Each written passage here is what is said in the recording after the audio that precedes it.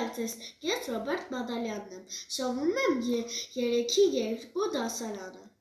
Այսօր մենք կկատարենք շատ հետաքրքիր բնագիտական փորձ։ Մեզ անհրաժեշտ է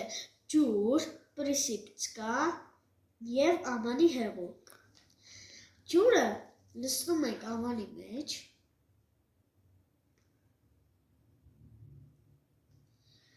պրիսիպցկան ցանում ենք,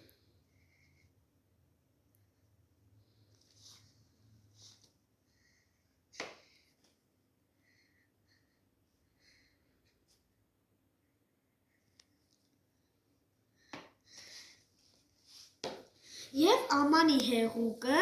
լցնում ենք ջրի մեջտեղը։